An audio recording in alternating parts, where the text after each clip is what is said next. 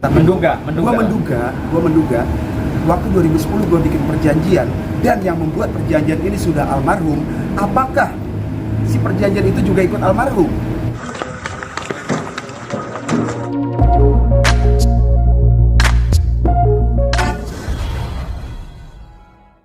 Gas, Rom. Mas Ian, hari ini kedatangannya ke Krimpung Polda, seperti apa agendanya Mas Ian? Ya, jadi gini teman-teman, terima kasih sudah hadir Polda Metro Jaya hari ini. Jadi agenda kita hari ini adalah untuk ya cek laporan polisi, di mana ya, setelah kami atas nama grup Band Raja kemarin melaporkan satu kanal YouTube yang kami duga si narasumber yang diundang oleh YouTube tersebut, YouTube yang sudah kami laporkan tersebut adalah orang yang tidak berkapasitas untuk bicara sebagai narasumber. Ya, ini kami buktikan bahwa orang tersebut sudah kami laporkan. Narasumber di YouTube tersebut sudah kami laporkan resmi di Direktorat Kriminal Umum Polda Metro Jaya dan sudah sedang dalam berproses. Kemungkinan besar minggu depan ya akan dipanggil si terlapor, sehingga inilah kami membuktikan bahwa orang yang ada dalam narasumber yang diundang oleh satu podcast tersebut, yang podcastnya sudah kami laporkan, itu tidak berkapasitas hukum untuk berbicara sebagai narasumber. Ya. Pasalnya sama bang? Beda ya? Pasalnya beda. Kalau yang si kalau yang terlapor ini, kalau berdasarkan LP di sini kita laporkan atas pasal 263 KUHP, itu pemalsuan identitas. Pemalsuan identitas. Kenapa bisa dibilang pemalsuan identitas? Jadi dia jadi gini, ada tiga fase. Pertama, dia berbicara dengan saya, dia mengingkari, dia tidak mengakui adanya pertemuan dengan saya. Ini yang si terlapor ya. Terus didukung lagi dengan statement dia lewat kuasa hukumnya ya Pak ya. Lewat kuasa hukumnya, dia tidak mengakui juga waktu dia preskon waktu itulah. Terus ditambah lagi di podcast yang tadi kata Om Sunan yang kita duga di situ itu tadi. Jadi dia tiga fase ini dia tidak mengakui bahwa ada pertemuan dengan saya. Maka dari itu kita laporkan, berarti yang bertemu dengan saya saat 2010 itu berarti entah jin dari mana. Karena dia tidak ngakuin. Kalau bukan dia berarti jin dong Pak. Itu. Nah, dia menyebutkan katanya 2009 coba ketemu, 2011 coba ketemu, 2013 coba ketemu, 2010 kenapa nggak disebut? Itu. Makanya dari situlah kita mencoba untuk upaya hukum bahwa orang tersebut, si terlapor ini sudah mengingkari berarti surat perjanjian ini apa maksudnya? Itu. Lebih ke sana sih. Jadi kalau menurut penyidik ini sedang diselidiki. Jadi sudah ada beberapa saksi yang sudah dipanggil. Menurut Pak Sunan tadi juga memang minggu depan itu agenda si terlapor akan dipanggil, dimintai keterangan terkait dengan identitas ataupun dokumen ya. Ini sifatnya dokumen negara ya, KTP itu dia berani tidak mengakui. Berarti siapa yang ada dalam perjanjian ini? Ya. terkait yang dilaporkan mungkin inisial atau siapa gitu bang namanya? Maksudnya? Yang kami laporkan itu siapa? adalah seseorang yang menjadi narasumber. Iya, inisialnya boleh. Ya. Inisialnya aja. Inisialnya, Bang. Nanti gini, teman-teman bisa langsung cek langsung di Reserse Kriminal Umum dengan penyidiknya. Silakan cek juga siapa di situ yang kita laporkan atas nama dan kenapa? Inisial. Jadinya biar jelas.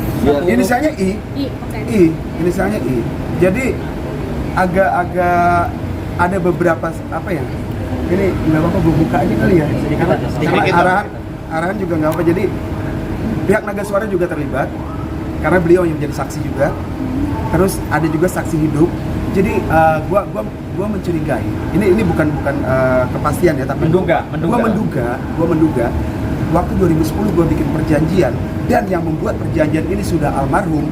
Apakah si perjanjian itu juga ikut almarhum? Kita ada perjanjian nih 2010 dibuat oleh si A. Si A meninggal. Apakah perjanjian itu juga ikut terkubur? Pun itu ikut terkubur, alhamdulillah Tuhan itu masih memperpanjang, masih ada saksi gua yang memang di saat itu masih ada perjanjian gitu loh. Jadi Mungkin gue nggak apa-apa lah ya, di sini gue buka juga. Banyak itu komen-komentar. Ibaratkan katanya mobil ataupun rumah. Kalian punya mobil, kalian serahkan ke gue. Kita buatlah pernyataan, perjanjian. Lalu 10 tahun atau 13 tahun kemudian kalian masih mengaku itu mobil kalian. Terus apa fungsinya perjanjian itu? Itu aja. Tapi gini, si terlapor kan tidak mengakuin. Makanya saya secara pribadi lewat kuasa hukum juga kita melakukan upaya hukum. Nanti kita lihat aja bagaimana prosesnya. Itu. Oke. Lagian tapi kaget nggak sih bang, disomasi sampai 20M gitu, pas disomasi 20M. Justru itu dia mensomasi, tidak apa-apa. Karena isi somasinya yang saya bilang tadi kan, di situ tidak membuktikan. Saya punya perjanjian loh, saya punya bukti loh, punya data. Itu saya punya data. Ya, jadi begini, intinya kami sebagai kuasa hukum hadir di sini mendampingi klien kami, bahwa klien kami sangat dirugikan. Makanya ada LP. Kami hanya mau sampaikan bahwa setiap podcast mengundang seseorang itu harus klarifikasi dulu, harus pastikan dulu siapa narasumber ini. Narasumber, alat buktinya apa? Karena narasumber ini telah kami laporkan, artinya ini orang bermasalah. Makanya dalam waktu dekat ini tadi kan kita hadir sini untuk melakukan pengecekan, ya kan, tentang perkembangan perkara. Artinya bahwa minggu depan akan ada pemanggilan kepada yang bersangkutan. Tidak mungkin ya grup band Raja melaporkan yang bersangkutan. Dan tidak mungkin juga polisi menerima laporan kalau tidak ada alas hukum yang jelas. Jadi salah satu gitu. contoh, kita bisa flashback ke tahun 2003-2004. Kalau misalkan ada, katanya kan lagu Cinderella nih, lagu Cinderella ini kalau gue ngambil punya orang, masa gue berani mempublish sih? Ya, betul. Itu logika paling gampang deh. Gue ngambil punya lu, terus gue bilang nih lo, orang gila kali, gitu loh. Jadi gue berani mempublish, pasti kan sudah ada obrolan, sudah ada kesepakatan. Makanya gue bilang ini gue punya bukti. Tapi karena yang bersangkutan tidak mengakui, nggak apa-apa, kita coba nanti buktikan aja. Jadi gini Pak, orang ataupun siapapun dia terlapor ini boleh aja dia mau berdalih, mau tidak mengaku. Gue dibohongin dia, kuasa hukum dia dibohongin dia, nggak apa-apa. Tapi kita buktikan apakah dia bisa berbohong di depan penyidik nanti, itu aja.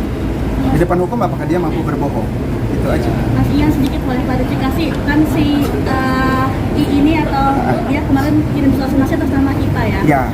Bilang bahwa dia yang bikin lagu sendiri. Ya. Pertama dulu, itu benar atau enggak? Kalau memang pencipta aslinya adalah IPA sendiri. Nanti ikutin aja seperti apa prosesnya. Yang jelas kita sudah ada komitmen tertulis. Yang jelas kalau dalam proses upaya hukum jangan jangan coba-coba menggiring opini publik bahwa orang yang diproses itu udah pasti bersalah.